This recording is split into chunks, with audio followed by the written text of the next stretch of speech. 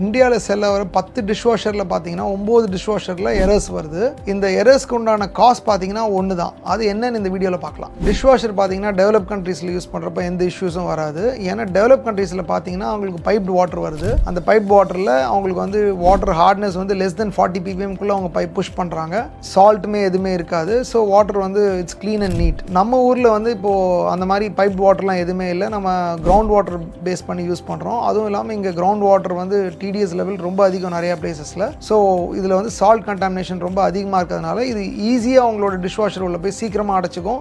ஃபுல்லாக க்ளவுடி ஆகிடும். இதை வந்து ஆக்சுவலாக அந்த செல் பண்ணுற கம்பெனிஸுமே உங்களுக்கு ரொம்ப சொல்ல மாட்டாங்க. யூஸ் பண்ணி கொஞ்சம் நாளைக்கு அப்புறமா தான் உங்களுக்கு தெரியும் இது வந்து வாட்டர்னால தான் இது காசு ஆயிருக்கு அப்படின்னு சொல்லி. ஸோ நீங்கள் என்ன பண்ணுங்கள், ஒரு டிஷ்வாஷர் வாங்குறப்போ அதுக்கு முன்னாடி உங்கள் தண்ணியை முதல்ல செக் பண்ணுங்கள். அப்புறமா டிஷ்வாஷர் வாங்குங்க. அப்படி நீங்கள் டிஷ்வாஷர் வாங்கிட்டீங்கன்னா நீங்கள் கம்பல்சரி ஒரு ஹோல் ஹவுஸ் RO பிளான்ட் போடுங்க. டிஷ்வாஷருக்கு நல்லா தெரிஞ்சுக்கோங்க, உங்களுக்கு வாட்டர் சாஃப்ட்னர் வேலை செய்யாது. நீங்கள் ஹோல் ஹவுஸ் RO பிளான்ட் போயிடுங்க. இல்லை டிஷ்வாஷர் RO பிளான்ட் அப்படின்னே கிடைக்குது. நீங்கள் டிஷ்வாஷர் RO பிளான்ட் ஒன்று ஃபிக்ஸ் பண்ணிக்கலாம். நீங்கள் டிஷ்வாஷர் RO பிளான்ட் பற்றி உங்களுக்கு டீட்டெயில்ஸ் வேணும்னு நினச்சிங்க அப்படின்னா கமெண்ட்டில் DWROன்னு டைப் பண்ணுங்கள். உங்களுக்கு டிஷ்வாஷர் RO பிளான்ட்டோட லிங்க்கை நான் உங்களுக்கு ஷேர் பண்ணுறேன்.